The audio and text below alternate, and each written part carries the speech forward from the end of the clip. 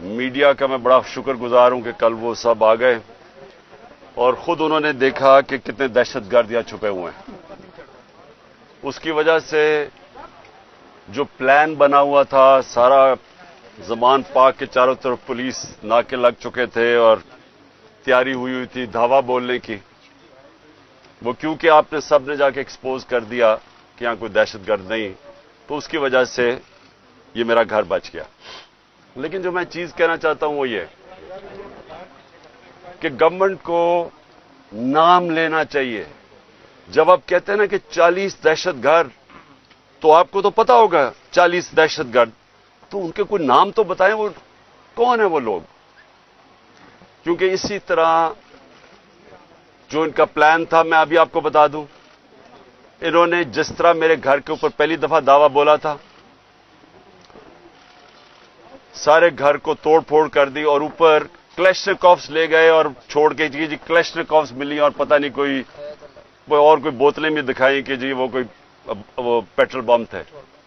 تو اب یہاں کوئی آدمی نہیں تھا، تو کس کو پتا کہ وہ یہاں اگر اسی طرح کا دعویٰ بول دیتے اور اس کے بعد یہ 40 لوگوں کو یہاں بٹھا دیتے اور کہتے دیکھیں جی دہشت گرد طلب ہو گئے.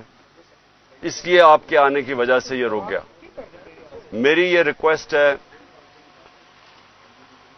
حکومت سے کہ یہ جو حرکتیں آپ کر رہے ہیں، اس سے کبھی بھی پولیٹیکل پارٹی نیچے نہیں جاتی، وہ مضبوط ہوتی ہے. کیونکہ پولیٹیکل پارٹی اگر اس کا ووٹ بینک ہے اور وہ بڑھتا جا رہا ہے تو وہ اوپر جا رہی ہے. اور اگر آپ ان کی پوری مدد بھی کر دیں، جس طرح پی ڈی ایم ہے، جتنی بھی مدد کر دیں، لیکن اگر اس کا ووٹ بینک نیچے جا رہا ہے تو وہ کچھ بھی نہیں کر سکتے. اور یہ جو اس کے اوپر بھی میں بات کرنا چاہتا ہوں کہ ہمارے کئی لوگ پارٹی چھوڑ رہے ہیں. میں یہ سمجھتا ہوں کہ ان میں سے خیر کئی تو خیر میں اتنا جانتا نہیں ہوں، لیکن مجھے ایک کے اوپر سب سے زیادہ افسوس ہے. وہ میرا بہت پرانا ہماری پارٹی کی، جس نے بڑی جان ماری، عامر کیانی کی. تو مجھے بڑا افسوس ہوا اس کے جانے کا. لیکن ان کے اوپر بہت پریشر ہے اور ہر کوئی پریشر نہیں لے سکتا. تو یہ میں اپنے لوگوں کو بھی کہتا ہوں کہ ان کو کوئی برا بھلا نہ کہے. جس طرح کا پریشر پڑا ہوا ہے آج، اس ملک کی تاریخ میں کبھی لوگوں کے اوپر ایسا پالیٹیشن پہ پریشر نہیں پڑا. پکڑ کے لوگوں کو جیلوں میں ڈال رہے ہیں، فیملیز گھروں میں گھس رہے ہیں، عورتیں ہیں، فیملیز عورتیں ہیں وہاں، ان کو عورتوں کو ساتھ اٹھا کے شیریہ افریدی اور اس کی بیوی لے گئے جیل میں. یہ کبھی ہوا ہے پاکستان میں؟ کبھی کہ کسی عمر عثمان ڈار کے گھر میں گھس کے سارا گھر توڑ دیا اور اس کی والدہ سے جو انہوں نے کیا، یہ کبھی اس ملک کی تاریخ میں ہوا ہے؟ جو عورتوں کو، جو سینز آئی ہیں عورتوں کے کہ بال پکڑ رہے ہیں، جس طرح ان کو گھسیٹ رہے ہیں، یہ نہ اس ملک میں ہوا ہے اور نہ یہ ہمارا جو روایتیں ہیں، جو ہمارا دین ہے، یہ کوئی اس کی چیز کی اجازت نہیں دیتا. اور اس سب چیز کے اندر کیا چیز رہ گئی ہے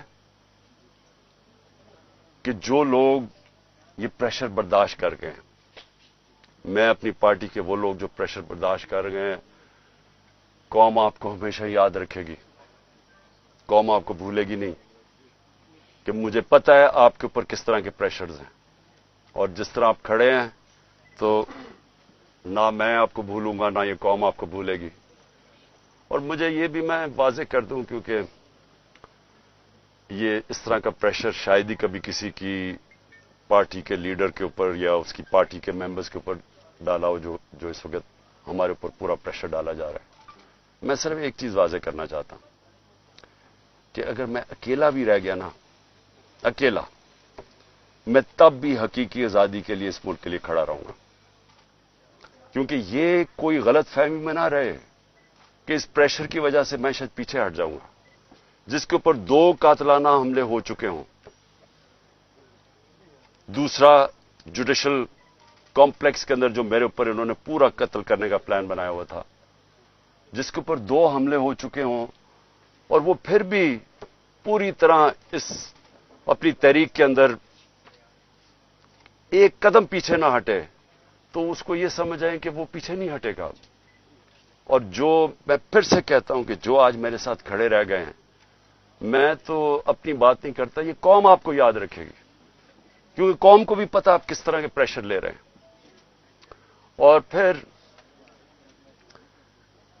اس ساری چیز کے اندر جو بات کوئی کر نہیں رہا، اور کبھی بھی کسی مہذب معاشرے میں ایسا نہیں ہوتا کہ 25 لوگ ابھی کنفرمڈ 25 لوگ شہید ہوئے ہیں. سب کے کسی کے پاس کوئی ہتھیار نہیں تھا، پرامن احتجاج کر رہے تھے اور ان کو سیدھی گولیاں ماری گئی ہیں. 25 کا ہمیں پتا اس لیے کیونکہ ہمیں باقی کا پتا اس لیے نہیں کہ 7,500 ورکرز کو پکڑ لیا، 7,500 تحریک انصاف کے کارکنوں کو پکڑا ہوا ہے. تو ہمیں پتا ہی نہیں ہے کہ اور کتنے اور شہید ہوئے ہیں. ہمیں اتنا پتا ہے کہ تقریباً 700 کے قریب لوگوں کو انجریز ہوئی اور وہ گولیوں کی انجریز زیادہ ہیں. تو بات تو آج یہ کرنی چاہیے کہ کیا اس کے اوپر کوئی کمیشن نہیں بیٹھنی چاہیے کہ آپ کے ملک کے شہری ہیں، جو بھی ہے، ایک آدمی قتل ہوتا ہے تو اس کے اوپر تحقیقات ہوتی ہیں، تو پتہ تو چلے کہ یہ ہوا کیا تھا. اور میں آج آپ سب کے سامنے کہہ رہا ہوں کہ جب بھی انڈیپینڈنٹ کمیشن بیٹھے گی، اس کے اندر ایک منظم سازش آپ کو نظر آئے گی. پلان کیا ہوا تھا سب کچھ، کیونکہ مجھے تو شروع میں پتہ ہی نہیں، میں تو جیل میں تھا 4 دن، مجھے تو یہ نہیں پتا کہ ہو کیا رہا تھا. تو میں جب باہر نکلا جیل سے، انہوں نے کہا جی تباہی ہو گئی، یہ ہو گیا، گھر جلائے گئے، کور کمانڈر. میں بھی حیران، یہ ہوا کیا ہے؟